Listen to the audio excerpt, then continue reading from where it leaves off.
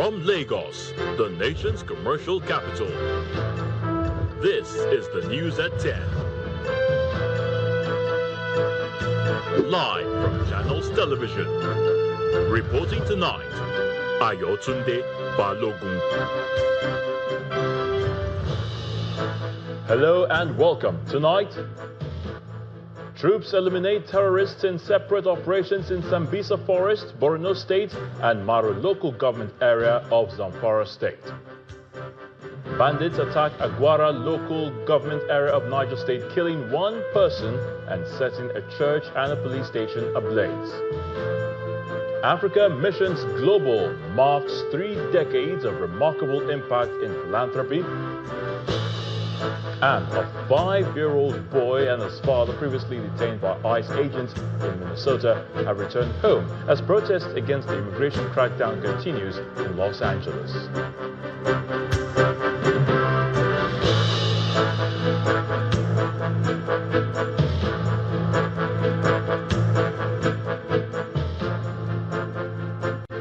We begin with security and what appears to be some wins for the military, which has announced that troops from Sector 1 of Operation Hadinkai, in collaboration with the Civilian Joint Task Force, CJTF, have neutralized 10 terrorists during a night raid under Operation Desert Sanity 5 in Borno State.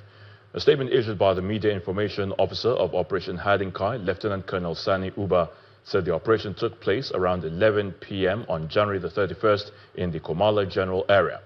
The statement explained that troops encountered the terrorists during the night raid, engaging them in a fierce firefight. 10 terrorists were then neutralized, while 5 AK-47 rifles, several bicycles and other logistical items used by the insurgents were recovered. It adds that the operation forms part of ongoing efforts to deny insurgents freedom of movement and disrupt their logistics and operational networks. According to the statement, troops remained in the area to conduct exploitation and clearance operations to ensure no remnants regrouped. And in Zamfara State, troops of the Nigerian Army's 6th Division, that's 8th Division rather, beg your pardon, operating under Sector 2 of Operation Fansing Yama, have overrun the camp of notorious bandit leader Gwaska Dan Karami in Maru local government area of Zamfara State, now neutralizing scores of bandits during a fierce gun battle. The operation followed credible intelligence indicating that over 100 bandits had gathered at the camp to plan large-scale attacks on surrounding communities and military supply routes. A statement issued on Sunday by the Acting Deputy Director of Army Public Relations, Lieutenant Colonel Olani Oshoba, says the operation was carried out after days of intensive surveillance. According to the statement, ground troops supported by the Nigerian Air Force intercepted the bandits on January the 31st. A fierce firefight ensued as the bandits attempted to flank and encircle the troops, but were overwhelmed by the superior firepower and tactical coordination of the security forces.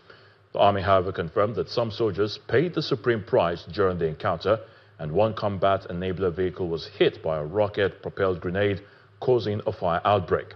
The Nigerian Army honored the fallen soldiers for their sacrifice and reaffirmed its resolve to sustain the offensive against banditry, emphasizing that combat efficiency remains high as troops continue to dismantle criminal networks and disrupt their supply chains across the region. In a different twist, however, suspected terrorists have attacked Agwara local government area, killing one person and burning down the United Missionary Church of Africa, UMCA, and the local police station. According to reports, the attack on the church occurred around 6 a.m. on Sunday, and the attackers then moved towards Sokomba village near Kabe, a community that was recently targeted in a similar incident. During the attack, the assailants looted various food items and other valuables, and an elderly woman was killed in Kabe town. One of the sons of the late Emir, Murtala Dantoro, described the repeated attacks as having turned the once peaceful community into zones of fear and uncertainty. He then called for urgent intervention by the government, stating, now the Catholic Bishop of Contagra Diocese and the chairman of the Christian Association of Nigeria, CAN, in Niger State, Most Reverend Bulus Yohana, is making an urgent appeal to the federal government as well, the Nigerian Army and other sister security agencies to help establish a permanent military presence in Agwara to prevent further attacks. Confirming the incident, the State Command, the Police Public Relations Officer, SP Wasiu Abiodun, in the statement, says armed bandits invaded Agwara, attacked the police station, and used suspected dynamite to set it ablaze after overpowering the tactical team on the ground. Let's move away from security now, where the Ijaw Youth Council Worldwide has given the federal government a 60-day ultimatum to begin remediation of oil-polluted communities in the Niger Delta, warning that failure to act will compel the group to take further measures. The decision was reached at the Council's 2026 convention held at the Degama Sports Complex in Degama local government area of Rivers State. Our correspondent, Deborah Mie-Fiberesima, was there and now reports. Delegates from various zones of the country, including the South-South, Southeast and Southwest, representing different Ijaw ethnic nationalities, converged at the Degama Sports Complex for the 2026 convention of the Ijaw Youth Council Worldwide. The convention is aimed at raising critical concerns and arriving at collective positions on long-standing environmental, economic and political issues affecting Ijaw communities in the Niger Delta region. Proceedings begin with a solidarity march to the palace of the Amayana Bofilim Kalabari, King Asari Dokobo, who encouraged the youths to remain united in their quest for development and resource control. We have to rejuvenate the Ijaw nation. We have to bring her from life support. The march was followed by the convention proper as delegates from different zones presented motions affecting Ijaw communities.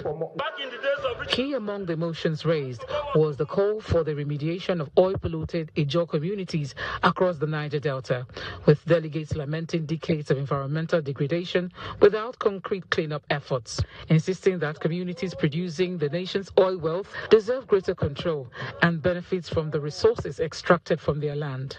The convention further deliberated on political developments ahead of the 2027 general elections, adopting motions to support the President of Nigeria, Bola Tinubu, as well as Rivers State Governor Siminalayi Fubara, whom they described as an Ijaw son deserving of 2 terms based on his performance in office.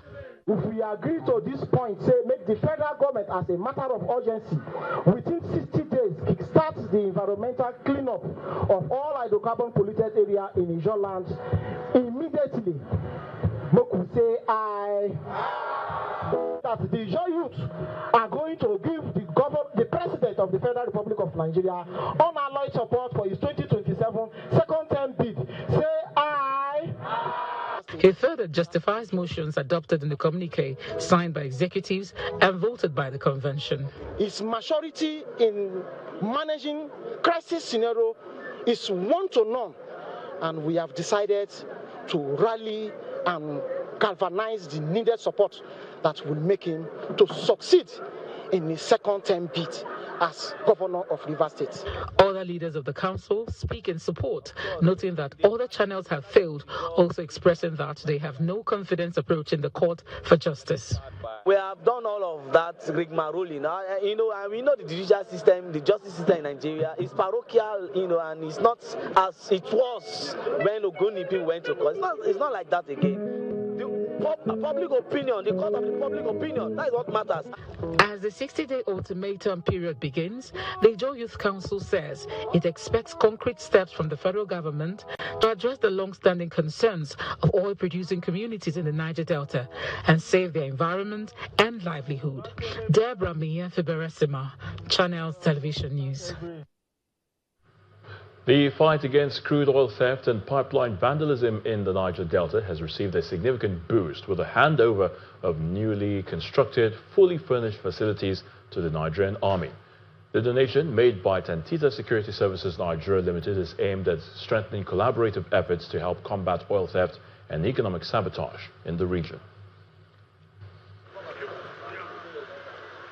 Crude oil theft for years posed a serious threat to Nigeria's economy and national security, particularly across the Niger Delta. Strategic collaboration between security agencies and Tantita Security Services is, however, strengthening efforts to curb illegal bunkering and pipeline vandalism. Beyond military support, Tantita's footprint includes the construction of a police station in Ogborikoko community engagement halls, and the provision of ICT centers for youths, reflecting a broader commitment to security and community development. To the glory of God and the benefits of the sector and society at large. The latest intervention includes the reconstruction and furnishing of the headquarters of Sector 1, Joint Task Force South-South, Operation Delta Safe, as well as the 3 Battalion headquarters, all located at the 3 Battalion barracks in Efurun, Delta State.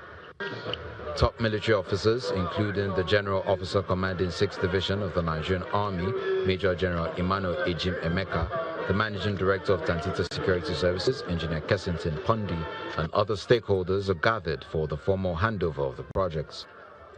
We have been able to build and furnish a new battalion headquarters.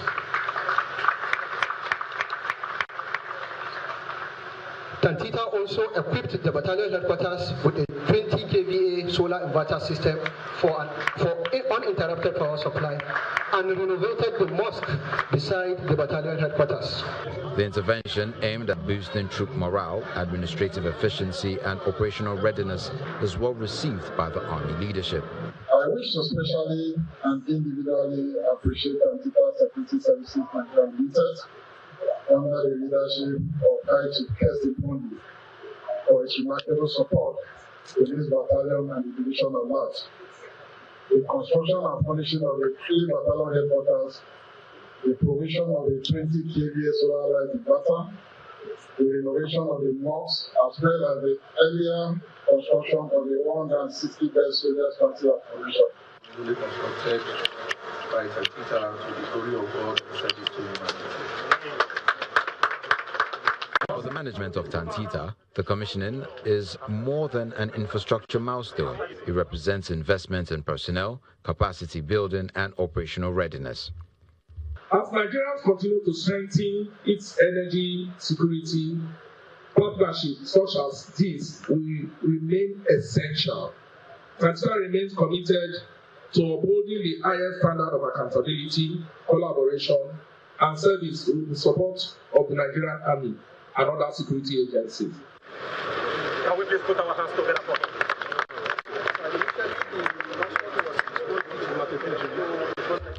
With these new facilities now in place, stakeholders are optimistic that the strengthened partnership between Tantita Security Services and the Nigerian Army will further enhance operations to protect critical national assets and sustain gains recorded in the fight against oil theft. The Minister of Defense, General Christopher Musa, has been speaking on national security issues and most particularly the foiled October 2025 coup plot. General Musa stated that the idea of a coup in Nigeria is a thing of the past and that those involved will face the full consequences. He made the remarks on our political program, Sunday Politics. Again, I think these guys were just a bunch of very unserious individuals that really don't know. If you look at the caliber of the individuals, if you look at, I don't know what got into their heads to think that they could take on the armed forces like that.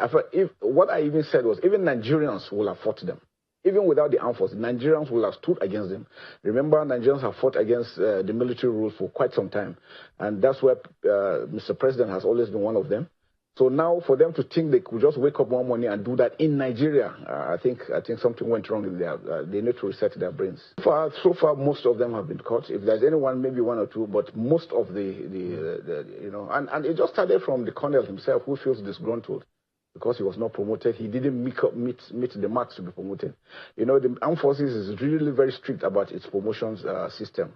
So he didn't make it. And so what he decided to do was to probably go around, look at other people that had one issue or the other, not promoted or feel that they were not posted rightly and all these things, and they tried to bring them in. And my pain is all those young officers that didn't understand what was going on, that he had put in this mess, and now they have to face the consequences. Remember, during those days when they had coups, you had to have most of the big ones. You have to have GOCs or service chiefs with you, because those are the guys that control and monitor what's being done. You don't have any of such. They are just very low-ranking individuals that have no access to some of these things. So for them to have even thought about it, I think something really, really went wrong in their heads. In part two, after the break, we'll have more on security, and we'll be joined by our guest, Kabiru Adamo, a security consultant. Plus, Africa Missions Global marks 3 decades of remarkable impact in philanthropy. Please stay with us.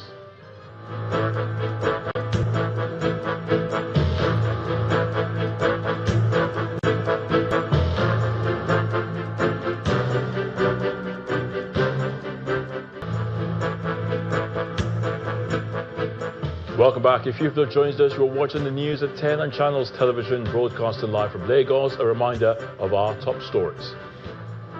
Troops eliminate terrorists in separate operations in Sambisa Forest, Borno State, and Maru local government area of Zamfara State. Bandits attack Agwara local government area of Niger State, killing 1 person and setting a church and a police station ablaze. Africa Missions Global marks 3 decades of remarkable impact in philanthropy. And a 5-year-old boy and his father, previously detained by ICE agents in Minnesota, have returned home as protests against the immigration crackdown continues in Los Angeles.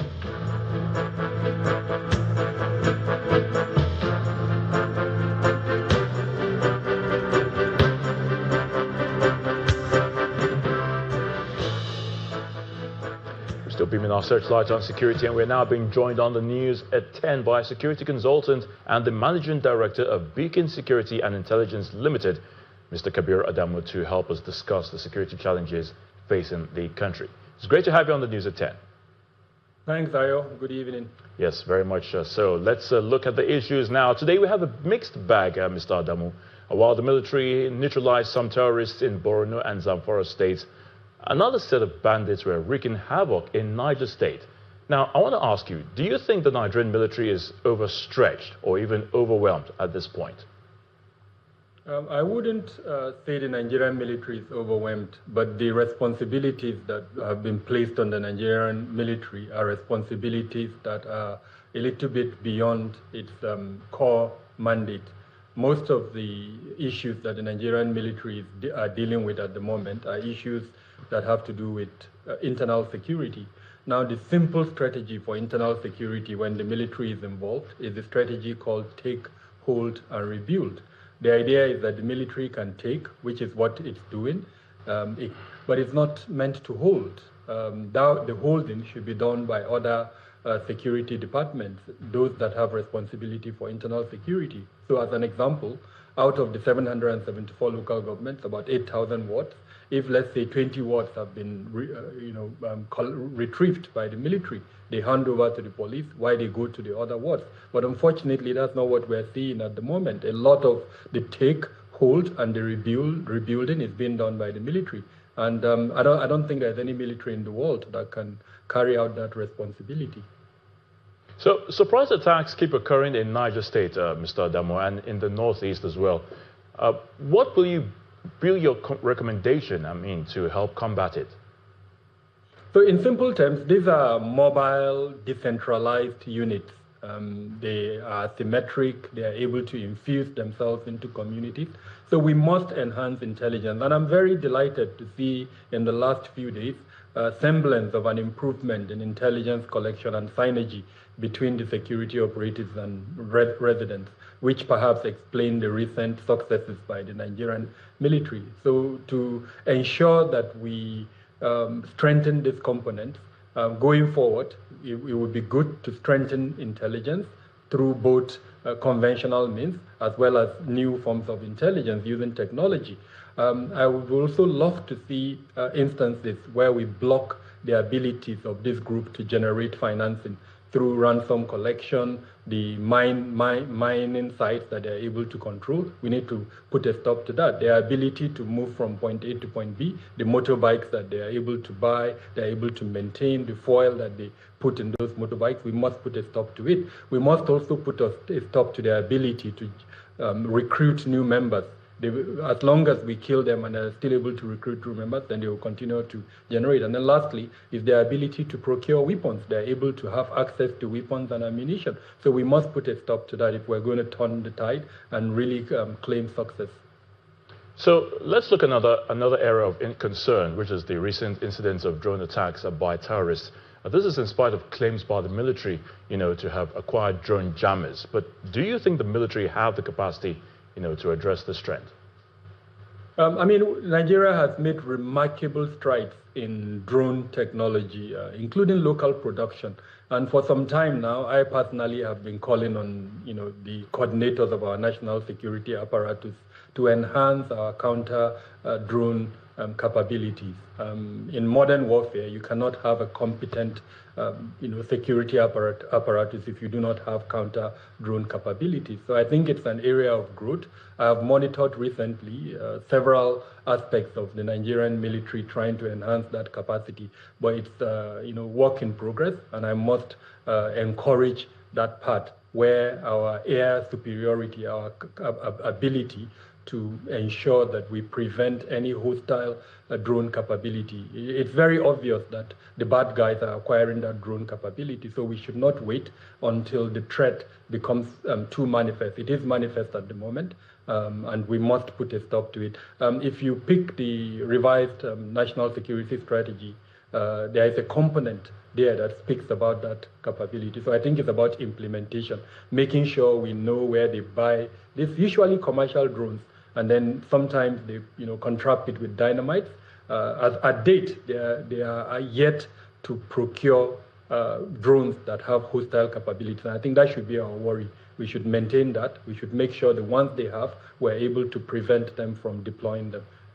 All right, so as we round up very briefly now, is there any role for the citizens, in the fight against insurgency and banditry? Briefly now. Definitely. In almost all our instruments, national security instruments, the national defense policy, the national security strategy, name them, the role of the citizen is clearly identified. And we must, like they say, see something, say something. But the onus is on the authorities to provide the platform to say something. So we must activate those numbers, especially the emergency numbers, 199, 122. Some of them are working, but they are not all over the country, to allow citizens to be able to contribute. And as we go down into the rural areas, our traditional rulers, their roles must be enhanced. Our religious leaders, market women, everybody must be brought into that national security apparatus. And of course, the integrity of the information that you provide must also be protected. In the past, we've seen instances where when people provide information, they are being targeted. That integrity must be ensured if we're going to see a success in the see something, say something paradigm.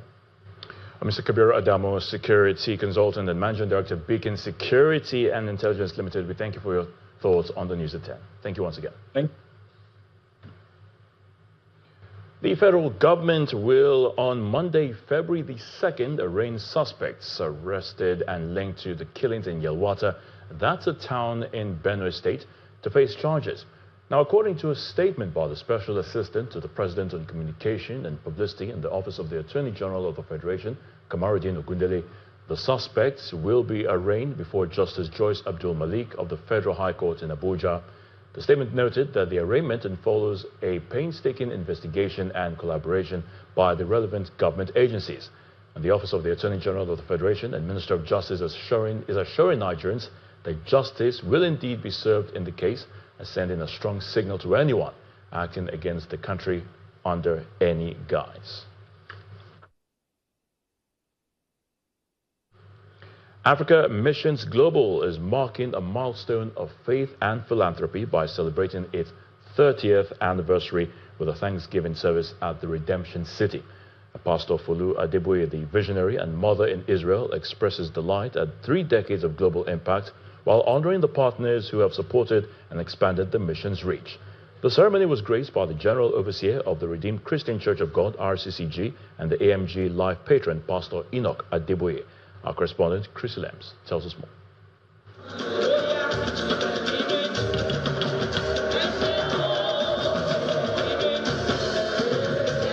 A symphony of praise fills the air at the Redemption City, a tribute to 30 years of humanitarian footprints across the globe.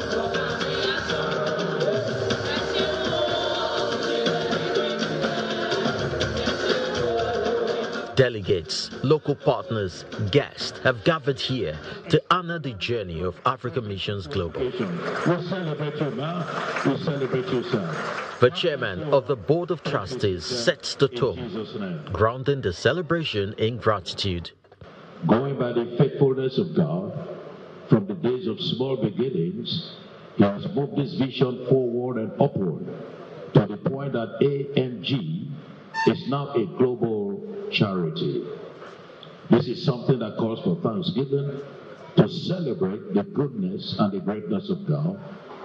But for the visionary, Pastor Folu Adeboye, the milestone is a testament to collective efforts, while highlighting AMG's recognition by the United Nations.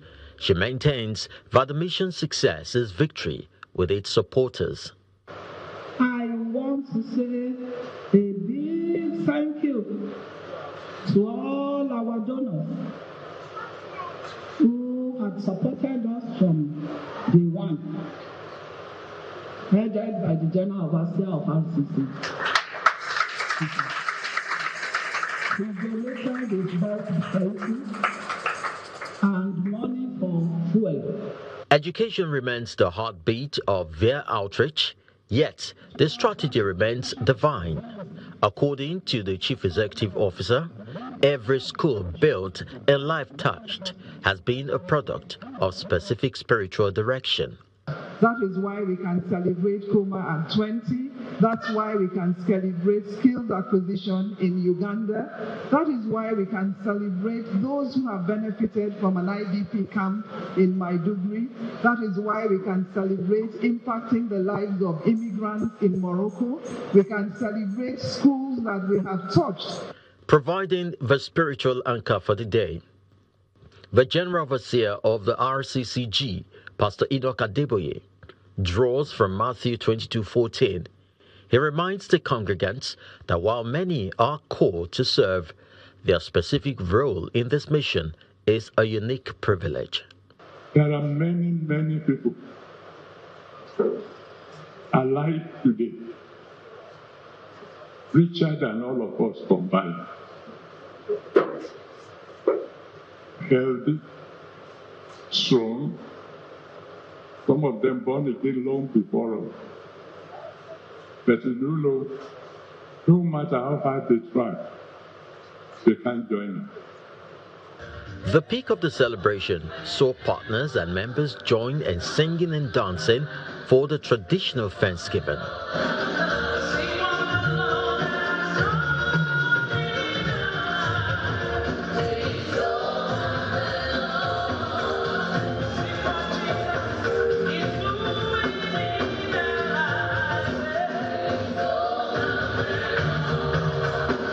As the 30th year banners are still being flown, the focus shifts to the future. Under Horizon 2033, the mission has set its sights on reaching 100 million lives for Christ. And for the North African countries, we want to target the migrants, Africans who still have this impression that life can only be better if they go across the Mediterranean. We want to see how we can reach them. Sort of appeal to their senses, equip them with whatever skill they believe they have, and we know that we'll be counting. There is no better assurance. It's a blessed assurance that we claim Jesus to be ours. He's looking, he's watching, and he's waiting for those who will turn to him. And anybody who turns to him will never be put to shame. The service, themed "The Goodness of God," is only the beginning. It throws wide the gates for a series of activities designed to showcase 3 decades of impact and the road yet to be covered. Chris Lems, Channels Television News. Imo State Governor Hope Uzodimma has reaffirmed his administration's commitment to policies and programs that promote unity, development, and shared prosperity for all indigents of the state. The governor made the declaration during an interdenominational church service held at Ndubisi Kano Square in Owerri, marking the Golden Jubilee anniversary of the creation of Imo State. Our correspondent, Itope Kute, reports. To commemorate the Golden Jubilee, sons and daughters of the state, led by Governor Hope Uzodimma, gathered at the Ndubisi Kano Square in Owerri for an interdenominational church service.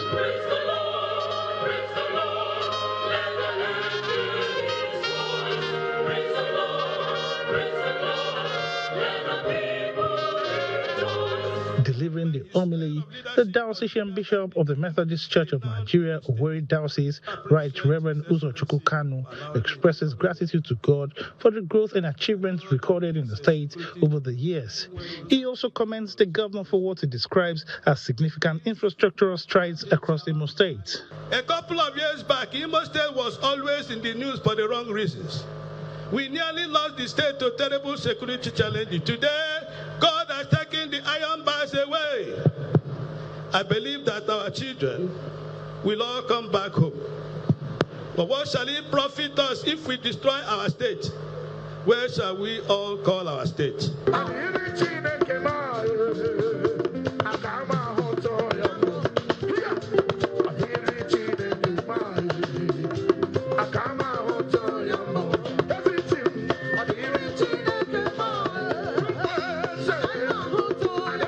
Prayers are later offered for continued peace, unity, and progress in the state. Now, by the reason of this celebration today, all forms of evil devices shall be terminated in the land in the name of Jesus. This we pray, believing our prayers have been heard. Through Jesus Christ, our Lord and Savior. Addressing the congregation, Governor Hope Uzodinma says 50 years after its creation, Imo State continues to grow stronger. The Imo State of 50 years ago is remarkably different from the Imo State we have today. We have made significant progress across many spheres of life. Yes, we have faced challenges as a people, but by the grace of God, we have overcome them. And today we stand stronger as one people with one voice to the glory of God. As part of the week-long Jubilee celebration, the state government announces plans to honor 50 distinguished individuals who have made outstanding contributions to the growth and development of Imo State. Ijaw Kutei, Channels Television News. Still ahead on the news at 10, Socio-Economic Rights and Accountability Project SERAP sues NNPCL over alleged missing oil funds. Please join us again.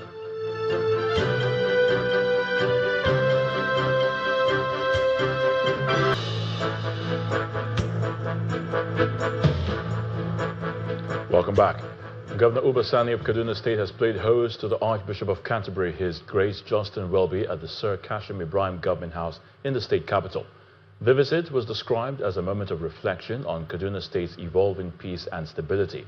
The courtesy visit, which took place alongside the Archbishop's engagement at the Ahmadu Bello University, highlighted the state's progress in peace building and interfaith harmony.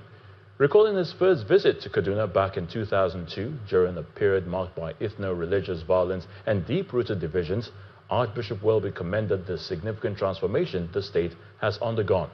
He praised the relative peace, unity and stability now evident across Kaduna, noting that these improvements influenced his decision to meet Governor Uba Sani. Governor Sani on his part expressed appreciation for the Archbishop's visit and reflections, describing them as a validation of the state government's deliberate approach to peace building. He highlighted the Kaduna Peace Model, an inclusive governance framework anchored on dialogue, equity, justice, and mutual respect. The governor also noted that over the past 2.5 years, Kaduna State has recorded no ethno-religious conflict, attributing this achievement to intentional policies and sustained engagement with all communities. Meanwhile, 80 worshippers who escaped abduction during a bandit attack in Kurminwali community in Kajuru local government area of Kaduna State have returned home. The village head, Ishaku Danazumi, has said. He adds that dozens of others are still in captivity, though, as security forces continue efforts to rescue them. According to the village head, the returnees fled when armed men stormed the community during a church service on January the 18th this year, abducting several people. He explained the 80 who returned were in good health nearly 2 weeks after the attack. Security sources credited the return of the displaced residents to intensified military operations against bandit hideouts in Kajuru and surrounding forest areas. A spokesman for the Kaduna State Police Command, DSP Mansir Hassan, confirmed the development. He explained the divisional police officer of Kajuru visited the community where the victims were profiled and debriefed. In Lagos, the State Police Command has warned individuals planning to cause trouble in the state to desist or face strict enforcement measures. Commissioner of Police Olondare Jimo, during a confidence-building visit to the Owode-Oniri traders, emphasized that the police will not tolerate any unruly behavior in Nigeria's economic hub.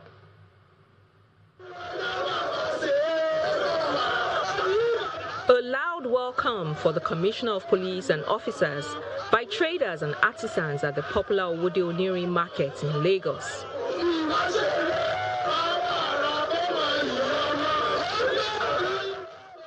This visit, one of its kind, played up the dangerous August 2025 demolition exercise carried out by an alleged land grabber, Abiodun Ariori, resulting in a clash that claimed the lives of 3 persons, leaving a mobile policeman critically injured.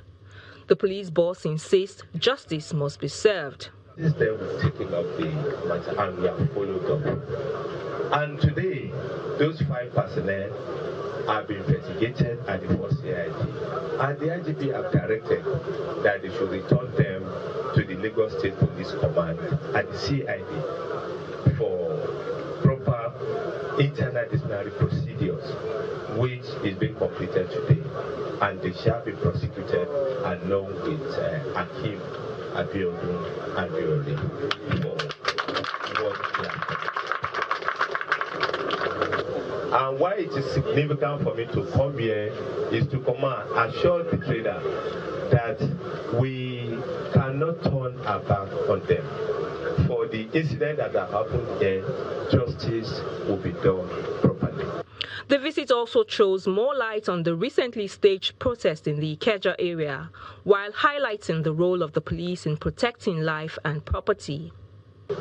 I want to say abundantly clear that the action of Taiwo Hassan and Dele Frank and their cohort were against the law of Nigeria, against the law of Lagos State, and against humanity in its entirety. And the Lagos State Police Command is a respectant of human rights, is a respectant of protesters, and is a protector of protesters, and is doing within under my leadership to ensure that every protest, even today, if people come out for peaceful protest, we are still going to protect them. So we went there to show our grievance about the people that they killed on the August 27th. Separately, not the matter of people that they have their own mission to go and do for that place. So after the protest, we are just seeing that people that were there on that day, they have their own mission separate to their own. As the police high command officially questions on whose authority 5 policemen were deployed for the demolition in Lagos, the state police boss insists all acts of land grabbing will be resisted. The Minister of Information and National Orientation, Mohammed Idris, is urging the Nigerian youth to take advantage of opportunities created by ongoing national reforms, describing them as vital pathways for personal growth and nation building. He made the remarks while delivering the 2026 Convocation Lecture at the 34th Convocation Ceremony of the Federal University of Technology, Minna, Niger State, themed Youth and Nation Building, Navigating Opportunities in an Era of National Reforms. The minister emphasized that Nigeria's youthful population holds immense potential, noting that the country's future depends on how its young people are educated, skilled, and engaged. What the present reforms are doing is creating massive waves of opportunity in every sector you can think of. And young Nigerians are emerging among the biggest beneficiaries of the new area of opportunities opening up in the era of national reforms. I spoke earlier about massive waves of opportunity being created by President Bola Ahmed Tinubu's reforms. But you see, these opportunities must be recognized. And when you recognize them, you have to take advantage of them. If you don't recognize them, if you don't take advantage of them, then there is no way you can benefit from them. Opportunities alone do not not transform lives unless they are sought, they are seized, and they are also harnessed. The opportunities are there. It is up to you to seize them, to seek after them, and to also harness them so that your dream can be realized. Deputy Country Director of Budget Foundation, Vayala Kwaga, has expressed concerns over the lack of coordination between federal and state governments on infrastructure projects across Nigeria. Speaking exclusively to Channels Television, Mr. Kwaga explained that states are sometimes neither informed nor provided with a rationale before a federally sponsored project, often championed by a federal legislator, is implemented within their jurisdiction. He thus argued that such gaps are among the challenges Nigeria must address to achieve more effective development at the subnational level. The same problem of a lack of citizens' legislative compact exists at the federal level, perhaps even in a more ridiculous way. And I'm speaking from first-hand experience. Not only is there poor communication between legislators, both at the House and in the Senate and their constituents, but even the states themselves have said in repeated fora that they don't even know or are aware of certain projects that their legislators are implementing in their states. So you have a state saying, a director in a Ministry of Budget and Planning telling me that we woke up one day and we saw one of our senators building a road somewhere. He never told us he was building the road. There was no communication as to what informed that road being sited there. I mean, if you take a look at the budget, for instance, the federal budget, and you look at what we call the infamous budget insertions, it's clear that the Nigerian government, and I mean the states and the federal government, have very zero to minimal coordination in terms of infrastructure. And it's interesting because in previous administrations, I mean, whether or not they used the data, at least they had conversations.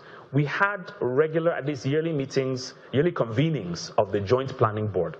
The Joint Planning Board is essentially the states and the federal government, the state ministries of finance, the state ministries of budget and planning, and other key sector ministries meeting to discuss on how we can ensure that we work efficiently.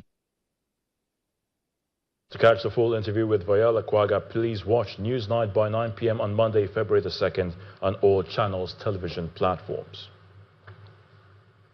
The Socio-Economic Rights and Accountability Project, SERAP, has filed a lawsuit against the Nigerian National Petroleum Company Limited, NNPCL, over its alleged failure to account for missing or diverted oil revenues totaling 22.3 billion naira, $49.7 million, 14.3 million pounds, and 5.2 million euros. Now, the suit filed on January the 31st at the Federal High Court in Abuja follows allegations contained in the 2022 audited report of the Auditor General of the Federation, published on September the 9th, 2025. The SERAP is now asking the court to compel the NNPCL to disclose detailed records of the transactions involving the funds, including disbursement details, contractors, and other beneficiaries. No date has been set yet for the hearing of the suit. A Brazil-based Nigerian businessman, Uche Onyekwere, has been arrested by operatives of the National Drug Law Enforcement Agency, the NDLEA, at the arrival hall of the Murtala Mohammed International Airport in Ikeja, Lagos, for concealing parcels of cocaine in his private parts and the soles of his footwear.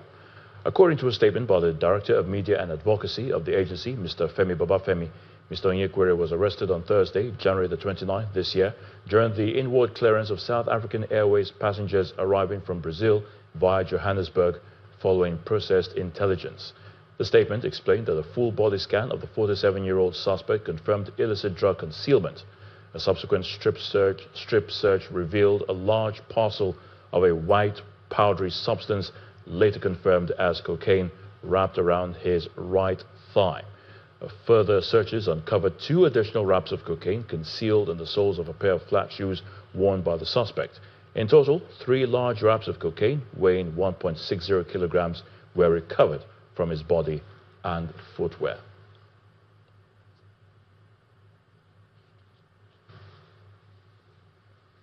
And now to the arts. A retrospective journey is an exhibition in honor of contemporary artist Ben Osage at the Benin Art Gallery in Lagos.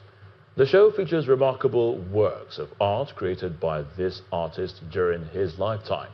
We see them on Art Review tonight.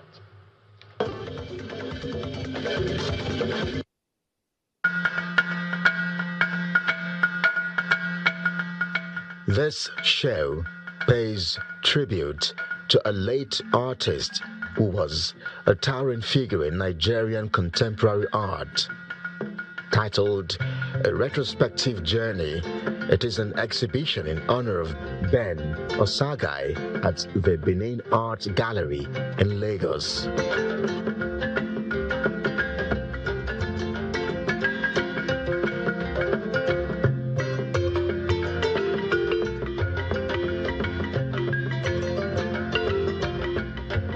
Ben Osage was a great artist in his time.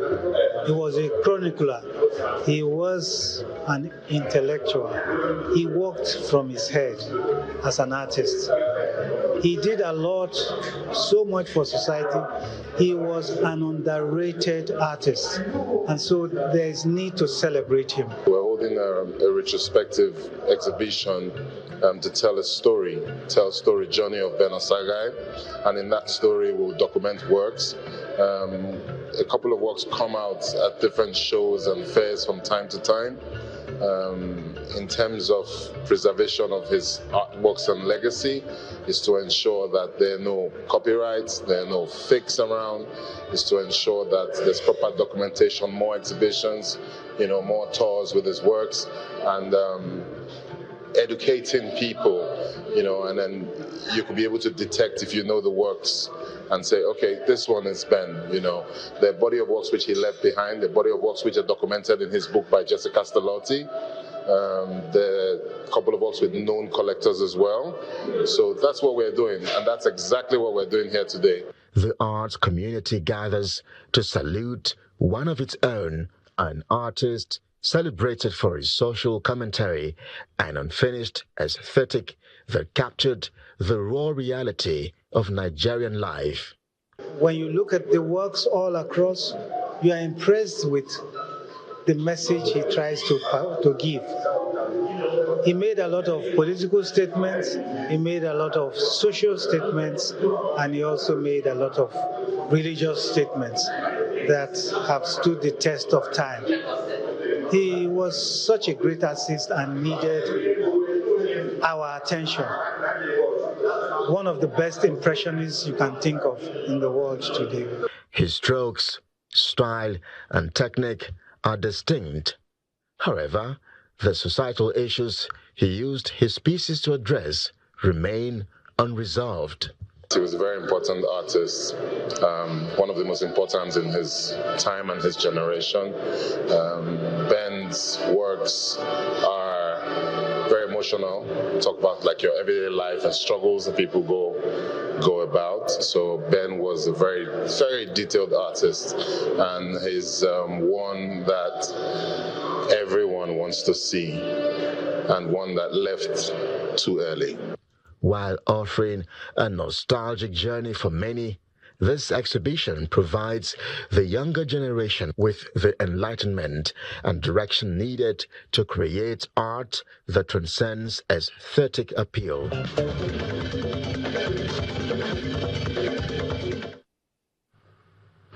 In sports news, Super Eagles forward Ademola Lookman is in Madrid ahead of his €35 million move to Atletico Madrid from Atalanta. Lookman has played in Serie A since 2022, scoring 55 goals for the Italian side. Atalanta, of course. Now, his goals included a hat-trick in the UEFA Europa League final against Bayer Leverkusen in 2024. Another Super Eagles star also is making a move, and that is Frank Onyeka. Now, the Brentford midfielder agreed a deal to join Coventry City on loan in view of a permanent transfer in the summer. Onyeka has struggled for minutes this season, making just 6 Premier League appearances and has yet to start even a game. In the Nigeria Premier Football League, Katsina United beat Abia Warriors 2-0, and Enugu Rangers also defeated Kano Pillars with the same scoreline. Enyimba edged Bayelsa United by a 1-0, and Niger Tornadoes fought from 2 goals down to draw Bendel Insurance 2-2, while Wiki Tourists and Nasarawa United shared the spoils, playing 1-1. And now to the English Premier League. A brace from Dominic Solanke earned a point for Tottenham Hotspur against the Citizens, Manchester City. At Old Trafford, Benjamin Sesko rescued Manchester United in a thrilling 3-2 win over Fulham to move into the top 4. Meanwhile, Aston Villa's title dreams are fading as they lost to 10-man Brentford by a lone goal at Villa Park. Crystal Palace also failed to make the most of a man advantage in a 1-1 draw at Nottingham Forest.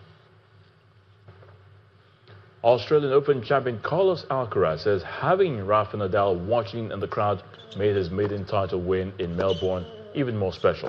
The 22-year-old swept past Novak Djokovic 2-6, 6-2, 6-3, 7-5 to become the youngest man in the Open era to win all 4 majors, having claimed 2 titles each at Wimbledon, the French Open and the US Open. In doing so, he surpassed Nadal, who was 24 when he did the same. History down under as the youngest career Grand Slam.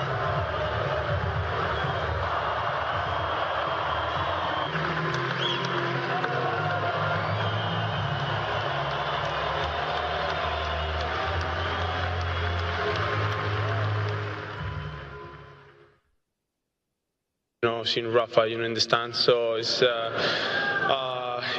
first, I think the first time, if I'm not wrong, professional, because I know you were watching me when I was like 15, 14 years old, so it's been a long time, but yeah, for me it's such an honor playing in front of you. We had great battles on the court, not too many, but for me it was an honor sharing the court, practicing, playing matches in the locker, and now seeing you watching my matches. For me it's just a privilege, and thank you very much for being here.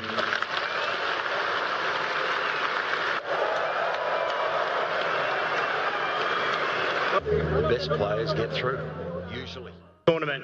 His excellence, longevity. Novak Djokovic admitted he did not expect to reach a major final again, suggesting the future was uncertain. It was a first defeat for Djokovic in a Melbourne final, having won all 10 previously, leaving him still searching for a 25th major to better Margaret Court.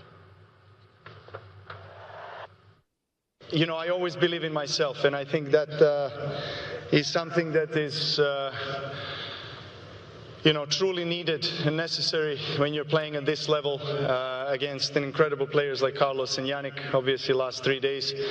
But I must be very honest and say that I didn't, think that I would be standing in a closing ceremony of a Grand Slam once again. So I think I owe you the gratitude as well for pushing me forward throughout the last couple of weeks.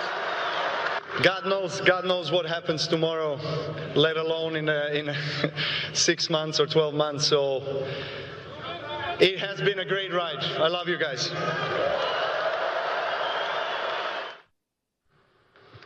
On the international scene, it has been a second night of clashes between protesters and law enforcement in the U.S. city of Los Angeles, as nationwide ICE-out protests against federal immigration enforcement operations continue to shake the country. Protesters shouted at police and even threw objects as they faced off outside the federal detention center Saturday night. To restore order, police officers shoved protesters with batons and fired non-lethal warning shots as the LA Police Department declared the assembly outside the federal building unlawful. Local media reported about 2 long lines of people supposedly detained by the LAPD. It comes a day after tensions flared between police and protesters during a demonstration outside the detention center, where 8 people were then detained, according to the police. The U.S. is witnessing a wave of nationwide anti-ICE demonstrations triggered by 2 fatal shootings involving federal agents in Minneapolis in January. 12 miners have been killed by a Russian drone strike in the Ukrainian region of Dnipropetrovsk, and at least 7 other people have been injured. The victims included 6 people hurt when a drone hit a maternity hospital in Zaporizhia. 2 women were giving birth at the time of the strike. Now, Zaporizhia regional head Ivan Fedorov called it further proof of a war directed against life. He shared a video on social media of smoke billowing from blown out windows and photographs of shattered glass and burnt debris strewn inside hospital rooms. The Ukrainian Foreign Minister Andriy Sybiha said the attack showed Russian President Vladimir Putin was pursuing a war against civilians contrary to peace efforts. Israel is planning to ban medical charity Médecins Sans Frontières from working in Gaza after it refused to hand over a list of staff in the territory. This was in defiance to an order by the Israeli government to 37 organizations to submit documents about their local and international workers in Gaza, claiming some in MDF had links to armed group Hamas and Islamic Jihad. Well, MSF has vehemently denied this. On Friday, it said it would not share a list of its Palestinian and international staff with the Israeli authorities, as it had not secured assurances to ensure the safety of staff. In response, Israel said it was moving to terminate the activities of MSF in Gaza following the charity's failure to submit lists of local employees, a requirement applicable to all humanitarian organizations operating in the region. DRC President Felix Tshisekedi has reaffirmed his commitment to inclusive and peaceful dialogue between all people in that country. This was contained in a New Year's address to the diplomatic corps in Kinshasa on Saturday. He said national unity was more than ever a fundamental requirement.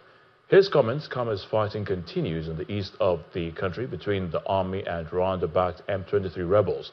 President Tshisekedi said the conditions for the process of a national dialogue to take place should not call into question his legitimacy or that of the institutions elected by universal suffrage. He also insists the process should not seek to overturn court decisions that have already been made. And the main news again. Nigerian troops have eliminated terrorists in separate operations in Sambisa Forest in Borno State and Maru local government area of Zamfara State. In Niger State, bandits have attacked Agwara local government, killing 1 person and setting a church and a police station ablaze. Africa Missions Global has been celebrating 3 decades of remarkable impact in philanthropy. And a 5-year-old boy and his father, previously detained by ICE agents in Minnesota, have returned home as protests against the immigration crackdown continue in Los Angeles. That's the news at 10 tonight. Thank you so much for watching. I'm Ayotunde Balogun, and do have a good night.